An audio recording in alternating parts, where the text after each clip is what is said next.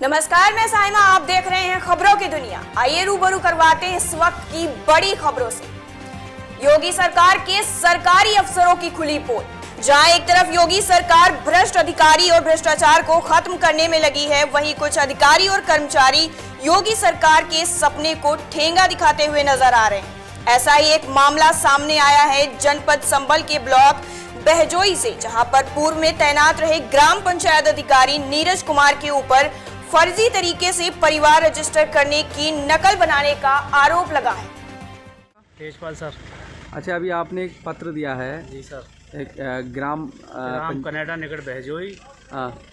क्या मामला है? 35 जनवरी सर 118/180 की परिवार रजिस्टर की नकल फर्जी बना दी, एक मृत्यु प्रमाण फर्जी बना दिया। हमने बार बार शिकायत करी है। तो 1-2 साल से चक्कर लगा रहे हैं। अधिकारी साहब को कोई सुनकर ना दे रहा। हमने डीएम साहब को भी दे रखा है। कोई भी सही मतलब करने को राजी नहीं है। मतलब किसने बनाई ये? सर नीरज कुमार 1.5-2 साल पहले नीरज कुमार तैनात थे कनेटे पे। उन्होंने फर्जी बना कर चले गए। किस सन की नकल दिखाई? 1880 की पैदाश दिखाई है और 1880 की पैदाश दिखाई है। जो का ये प्रमाण पत्र कब जारी हुआ? प्रमाण पत्र सर 2018 में। लगभग 3 साल होने को जा रहे हैं जारी हुआ। 3 साल से आप लगातार पत्र दे रहे हो? कोई नहीं, हमने 1.5 साल से शिकायत कर रहे हो? शिकायत करते हैं, कोई सुन नहीं रहा। ठीक, अब आज आपने डीपीआरओ को शिकायत पत्र दिया है। जी सर। तो उम्मीद है आपको है?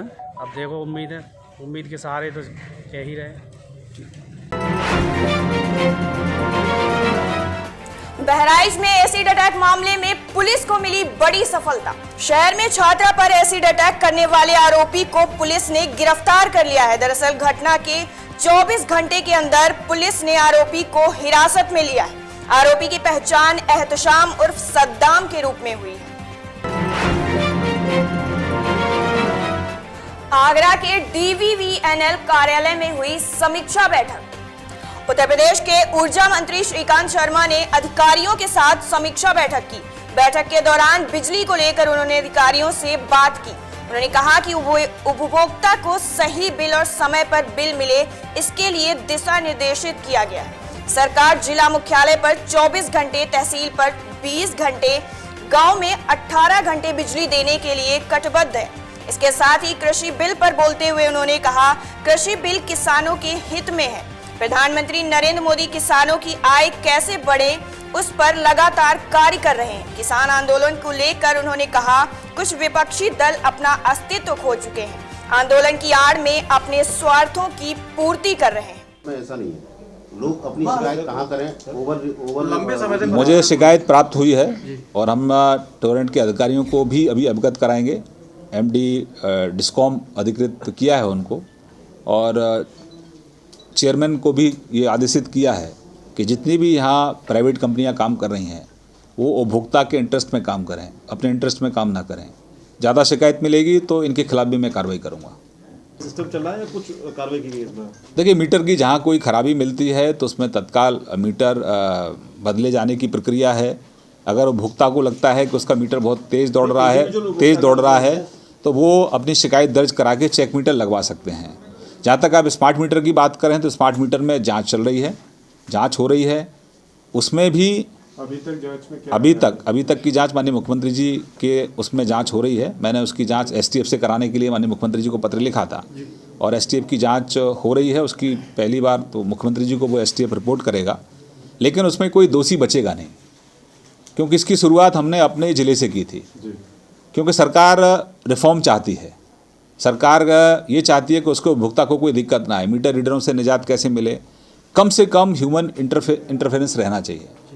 सब हम लोग तकनीकी का सहारा लेकर ऑनलाइन बिलिंग हो जाए, ऑनलाइन कनेक्शन हो जाए, ऑनलाइन शिकायतों का निस्तारण हो जाए, तो सिस्टम को हम ट्रांसपेरेंट कर रहे हैं और इसमें जो भी दोषी होगा वो बचेगा नहीं, उसके खिलाफ कठोर। छोटा सवाल और है, दिशा निर्देश दीजिए। सही बिल, समय पे बिल उपभोक्ताओं को मिले, ये हम सुनिश्चित कर रहे हैं। क्योंकि सरकार 24 घंटे जिला मुख्यालय पे, 20 घंटे तहसील पे और 18 घंटे गांव में बिजली देने के लिए संकल्पबद्ध है। कंज्यूमरों की शिकायत आ रही थी कि उनको सही बिल नहीं मिल रहा है, गलत बिल मिल रहा है। लगातार मेरी तरफ से समीक्षाएं रहती हैं और अब मैं डिस्कॉम 22 जा रहा हूं, सभी डिस्कॉम में जा रहा हूं और दक्षिणांचल से उसकी शुरुआत मैंने की है। सही बिल, समय पे बिल उपभोक्ताओं को मिले। उपभोक्ता देवो भवा, उपभोक्ता मेरा भगवान है और उपभोक्ता की संतुष्टि ही हमारी संतुष्टि है। इसे किस तरह सुनिश्चित करेंगे आप? 31 जनवरी तक प्रो बिलिंग है, जिसमें ये सुनिश्चित होगा कि मीटर रीडर घर तक पहुंचा है, उपभोक्ता के घर तक पहुंचा है और उसने जितनी बिजली कंज्यूम की है उपभोक्ता ने, उतनी यूनिट्स के हिसाब से वो बिल बनेगा। तकनीकी का सहारा हम लोग ले रहे हैं। लगातार हम आप लोगों का भी सहयोग लेंगे।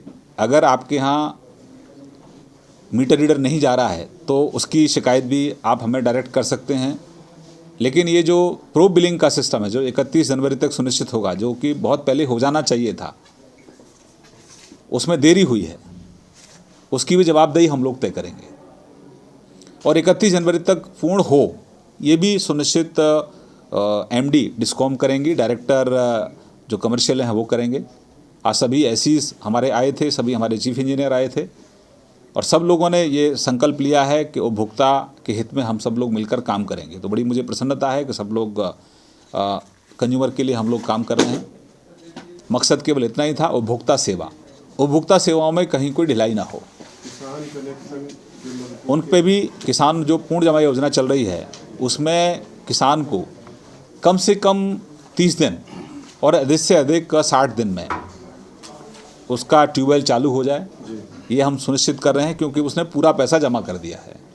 जो छूट में जो किसान हैं हमारे, जिनको छूट में जिन्होंने रजिस्ट्रेशन कराया है, उसमें अभी क्योंकि कोविड चल रहा है, कोविड के कारण पैसा नहीं मिल पाया है, पूरा पैसा कोविड में चला गया है।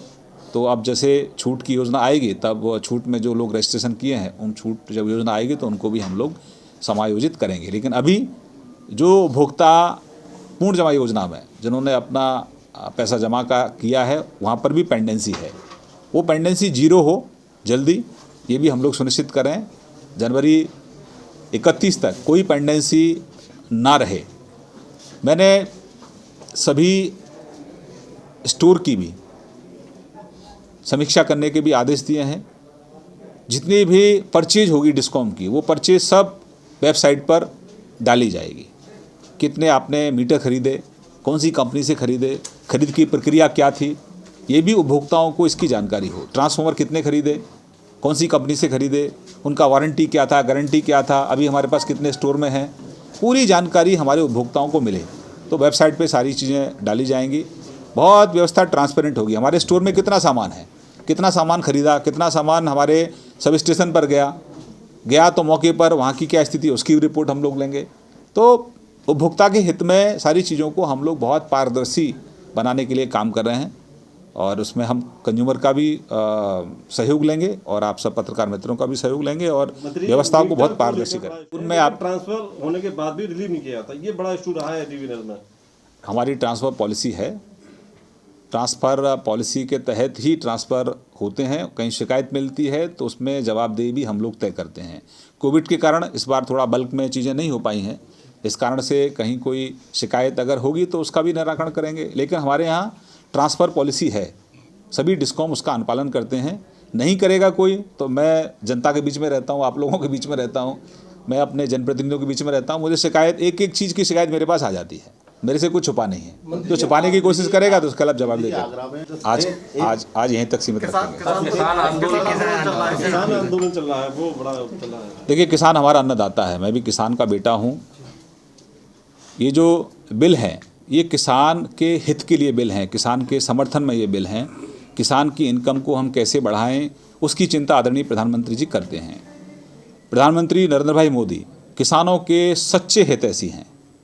किसान के घर में आर्थिक रूप से स्वावलंबी हमारा किसान कैसे बने, खुशहाली किसान के घर में कैसे आए, इसकी हम चिंता कर रहे हैं। लेकिन ज़्यादातर किसान जो छोटी जोत के किसान हैं, जैसे हम लोग हैं, हम छोटे परिवार से आते हैं, हम छोटे किसान हैं, और ज़्यादातर किसान देश का नरेंद्र भाई मोदी जी की योजनाओं से बहुत खुश है।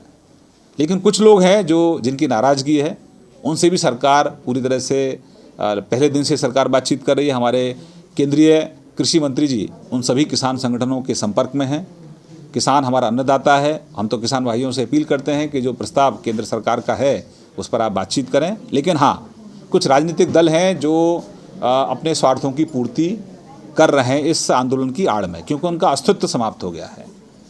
कांग्रेस और अन्य जो विपक्षी दल हैं ये सब किसान विरोधी हैं। जब सरकार में थे तब भी किसान का शोषण करते थे, अब सरकार में नहीं है तभी भी किसान के हित के जो कानून हैं कहीं ना कहीं उनका भी कहीं ना कहीं विरोध कर रहे हैं और किसानों के कंधे पर बंदूक रखकर अपने स्वार्थों की पूर्ति कर रहे हैं। लेकिन किसान भाई हमारे सब समझदार हैं, बहुत ज़्यादातर किसान भाइयों को समझ में आ गया है कि ये जो कानून है वो किसान के हित में है। लेकिन जिनको थोड़ा दिक्कतें हैं हम उनको भी अपील करेंगे कि आप केंद्रीय कृषि मंत्री जी को सुने, उनसे बातचीत करें। बहुत धन्यवाद, नमस्कार। कन्नौज के तालग्राम नगर पंचायत में भाजपा विधायक अर्चना पांडे ने गरीबों को किया कंबल वितरित। विधानसभा छिपरामऊ के अंतर्गत तालग्राम नगर पंचायत में भारतीय जनता पार्टी माननीय विधायक अर्चना पांडे व उप जिलाधिकारी छिपरामऊ तहसीलदार लेखपाल अतुल कुमार की देखरेख में तालग्राम बाजार में कंबल वितरित का कार्यक्रम रखा गया, जिसमें 200 से अधिक गरीब व्यक्तियों को कंबल वितरित किए गए। वहीं इस मौके पर भारतीय जनता पार्टी के कई कार्यकर्ता भी मौजूद रहे। भैखुरी चौराहे पर पुलिस की गाड़ी को देखकर भागे चोर। दरअसल हाथरस के भैखुरी चौराहे पर चोरों ने 5 दुकानों को अपना शिकार बनाया। वहीं जब चोरों ने गश्त आई हुई पुलिस की गाड़ी को देखा तो वो मौके से फरार हो गए। फिलहाल दुकानदार अभी कुछ भी बताने में सक्षम नहीं है कि कितना माल चोरी हुआ है। थाना प्रभारी मृदुल कुमार ने आश्वासन दिया है कि घटना को जल्द ही सुलझाया जाएगा। सोशल मीडिया ने दिलाया रोजगार। दिल्ली के बाबा के ढाबा के बाद हाथरस में ठेले वाली अम्मा को मिला रोजगार। हाथरस में 90 साल की एक वृद्ध अम्मा ठेले पर बथुआ बेचकर अपना जीवन यापन कर रही थी। तभी समाज सेवी राष्ट्रीय स्वाभिमानी दल के राष्ट्रीय अध्यक्ष दीपक शर्मा ने अम्मा की वीडियो बनाकर सोशल मीडिया पर अपलोड की। अम्मा की वायरल वीडियो के बाद मुख्यमंत्री योगी आदित्यनाथ के सलाहकार शलभमणि त्रिपाठी ने वीडियो का संज्ञान लेते हुए जिलाधिकारी हाथरस प्रवीण कुमार लक्षकार को ट्वीट कर वृद्ध महिला की मदद के लिए कहा कि उसके बाद जिलाधिकारी ने तत्काल वृद्ध महिला की मदद करते हुए वृद्ध महिला को एक आवास, अनाज व वृद्धा पेंशन देने की संतुष्टि दी। सर, आपके द्वारा एक बुजुर्ग वृद्धा महिला को रोजगार की शुरुआत करवाई है। देखिए, आइए सर, सोशल मीडिया से ये शिकायत वायरल हुई थी और हमने जो अम्मा है उसकी असंभव मदद का प्रयास किया था और जो यहाँ के समाज सेवी लोग हैं उन्होंने भी इनका काफ़ी सहयोग किया है और उनके प्रयासों से आज ये ढाबा भी हुआ है और अम्मा को भी मैंने घर और उसकी सहायता दी। आगरा में अचार की फैक्ट्री में लगी भीषण आग, हुआ लाखों का नुकसान। आगरा के गांव बैनई में अचार की फैक्ट्री में भीषण आग लग गई, जिससे उसमें रखा लाखों का सामान जलकर खाक हो गया। सूचना पर पहुंची फायर ब्रिगेड ने काफी मुश्किल के बाद आग पर काबू पाया। मिली जानकारी के अनुसार आग बिजली के तार टूटने से लगी। आज किसान दिवस के मौके पर राजनाथ सिंह ने कहा, सरकार संवेदनशीलता से कर रही है किसानों से बात। किसानों के आंदोलन का आज 28वां दिन है, लेकिन अब तक कोई बात नहीं बनी है। सरकार अपने इरादे पर अडिग है तो किसान तीनों नए कानून वापस लेने की मांग पर डटे हैं। सरकार ने एक बार फिर से बातचीत का प्रस्ताव भेजा है, जिस पर किसान विचार करेंगे। वहीं देश के किसानों का दिल्ली कूच अभियान अभी भी जारी है। जम्मू कश्मीर के डीडीसी चुनाव में दिखा गुपकार का दम, वहीं जम्मू में बीजेपी ने खिलाया कमल। जम्मू कश्मीर में अनुच्छेद 370 हटने और केंद्र शासित प्रदेश बनाए जाने के बाद पहली बार हुए चुनाव शांतिपूर्ण ढंग से संपन्न हो गए। जिला विकास परिषद डीडीसी चुनाव के नतीजे मंगलवार को सामने आए, जिसमें गुपकार गठबंधन ने कश्मीर घाटी और भारतीय जनता पार्टी ने जम्मू क्षेत्र में अपना दबदबा बनाया। बरेली में सृजन वेलफेयर ने भीषण ठंड को देखते हुए जलवाए अलाव। सृजन वेलफेयर सोसाइटी की टीम ने कपकपाती ठंड को देखते हुए शहर में जगह जगह अलाव दैनिक श्रमिकों और सड़क किनारे रहने वाले गरीब और जरूरतमंद लोगों के लिए जलवाए। अध्यक्ष दीक्षा सक्सेना ने जानकारी दी कि इस साल पारा 2 से 3 डिग्री तक पहुंच गया। कई सालों के ठंड का रिकॉर्ड भी इस बार टूटा है। सोसाइटी जहां भी कोई जरूरतमंद मिल रहा है उसे लगातार कंबल वितरित कर रही है। फिलहाल के लिए इतना ही। ऐसी देश दुनिया की बड़ी खबरें देखने के लिए जुड़े रहिए हमारे साथ और देखते रहिए खबरों की दुनिया।